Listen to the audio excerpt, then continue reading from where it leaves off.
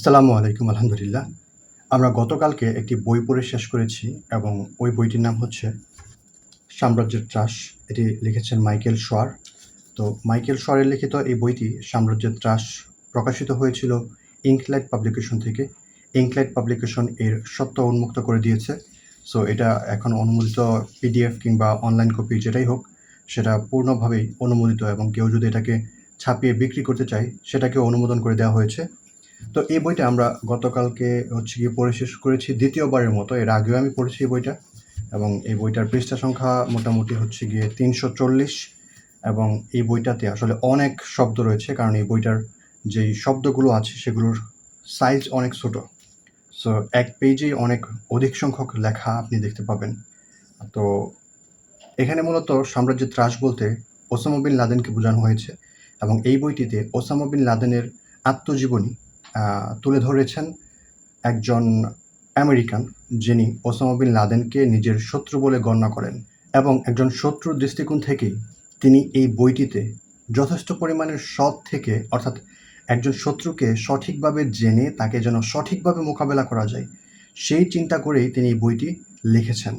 এবং এই বইটি যথাসম্ভব, যেহেতু তিনি সিআইএতে কর্মরত ছিলেন, ফলে ওনার কাছে অনেক নথি ছিল এবং সেই নথিগুলোর আলোকেই এবং বিভিন্ন লেখকদের রেফারেন্সের ভিত্তিতে তিনি যতটুকু সম্ভব ওসামা বিন লাদেনের নিজের মুখ থেকে ওসামা বিন লাদেন সম্পর্কে যা জানা যায় অথবা তার কাছের ব্যক্তিদের থেকে যা জানা যায় সেগুলোই তুলে ধরেছেন।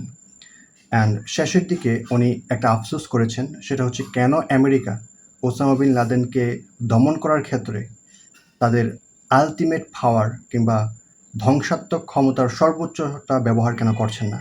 অর্থাৎ তিনি এই যে পরিপূর্ণভাবে কোলাটেরাল ড্যামেজ সহ মানুষদেরকে হত্যা করা হচ্ছিল আফগানিস্তানে, সেটাকে কেন আরও বেশি মাত্রায় করা হচ্ছে না, এ ব্যাপারে আফসোস করতেছিলেন। তিনি আফসোস করেছেন সেনাদেরকে কেন পরিপূর্ণ ক্ষমতার সাথে সেখানে হত্যা করতে পাঠানো হচ্ছে না, তাদেরকে কেন বিভিন্ন নিয়মকানুনের মাঝে আবদ্ধ করে ময়দানে পাঠানো হচ্ছে। এই ব্যাপারটা নিয়ে তিনি আফসোস করেছেন। সো সেখান থেকে আমার কাছে মনে হয়েছে তিনি একজন সত্যিকারের আমেরিকান দেশপ্রেমিক, যে তার শত্রুকে সঠিক দৃষ্টিকোণ থেকে দেখে যাচাই করে পরিচয় জেনে তাকে সমূলে একদম মূল থেকে নির্মূল করতে চায়। তো এই বিষয়টি থেকে আমার কাছে মনে হয়েছে যে শত্রুর দৃষ্টিকোণ থেকে একজন মানুষকে জানার যেই প্রচেষ্টা, সেটা কিছুটা তো বায়াস থাকেই।